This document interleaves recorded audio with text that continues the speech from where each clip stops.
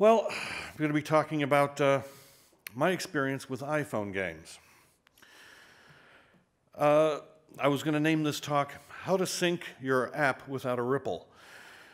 It's pretty much that. Now, for many people, it'll be Business 101, but if you're not familiar with Business 101, this may open your eyes. The Apple Store likes to suggest that it's all egalitarian. Everyone has an equal chance. And to an extent, and an unfortunate extent, that's true. In my experience of making iPhone games, and I've made about 6, you need 3 things to have a success, at least one of 3 things.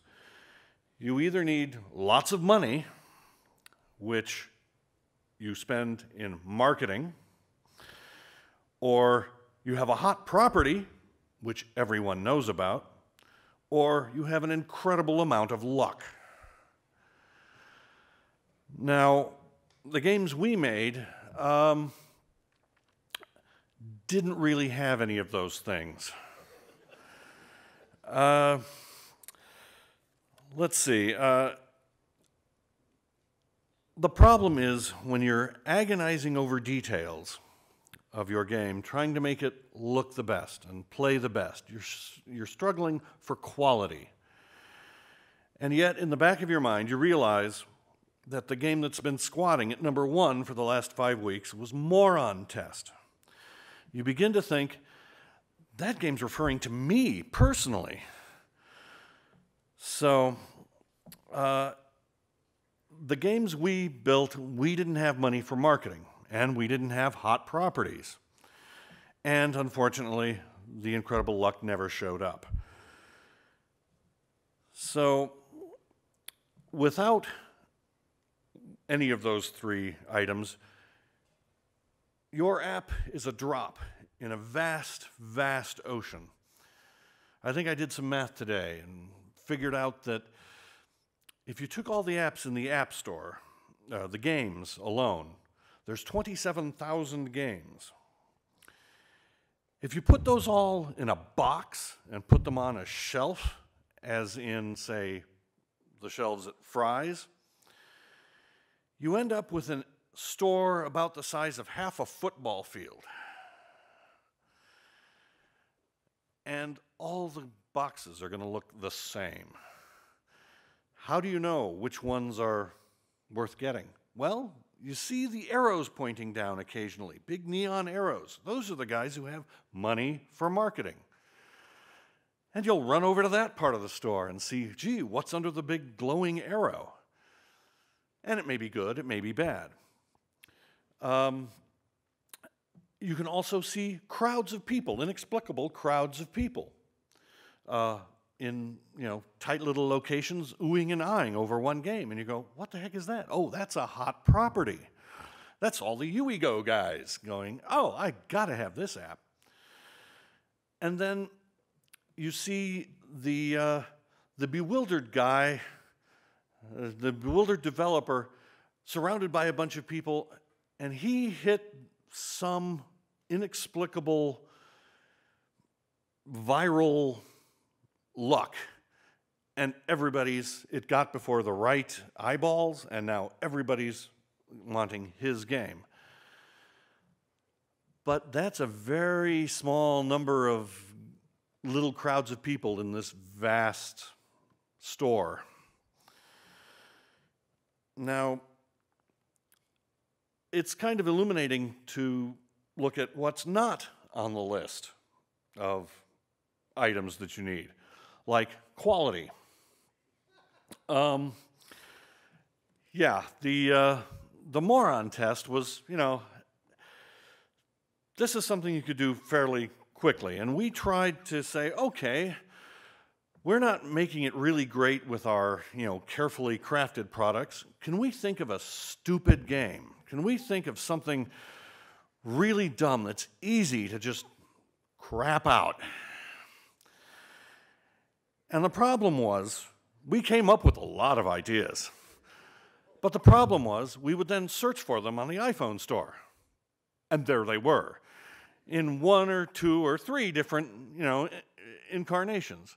So we didn't want to be an also-ran on the really dumb apps, so that wasn't going to work. Now,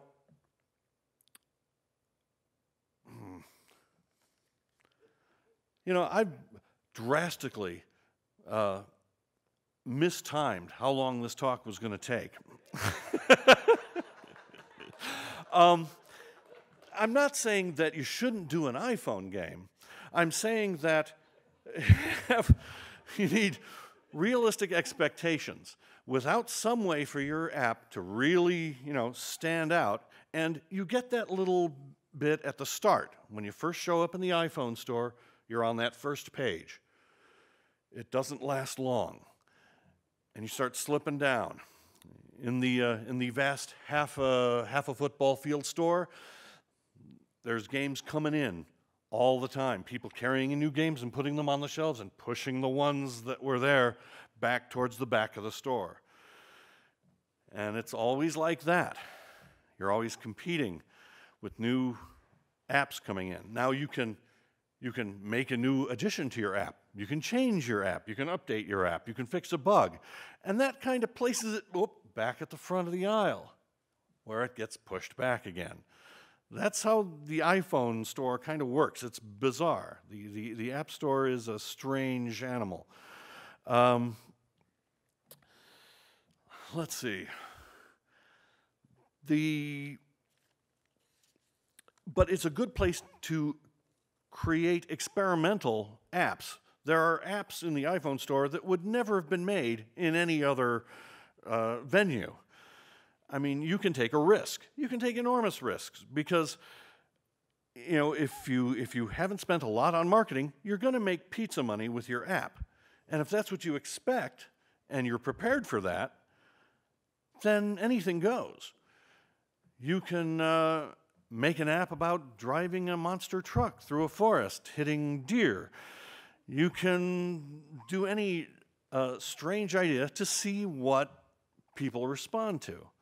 So as an experimental platform, the App Store is pretty interesting.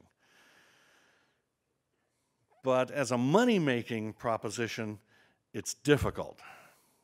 Because somehow you have to advertise, get your game in front of the right, in front of as many eyeballs as you can, and that's difficult.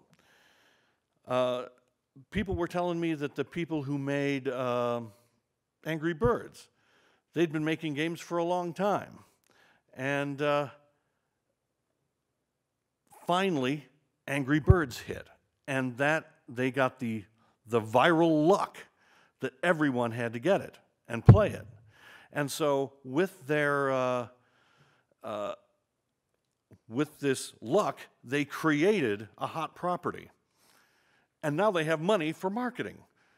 And I walk into Fry's today and I see stuffed Angry Birds in a big bin. So they made it. They had a drastic success. And more power to them. And I think that's it for me.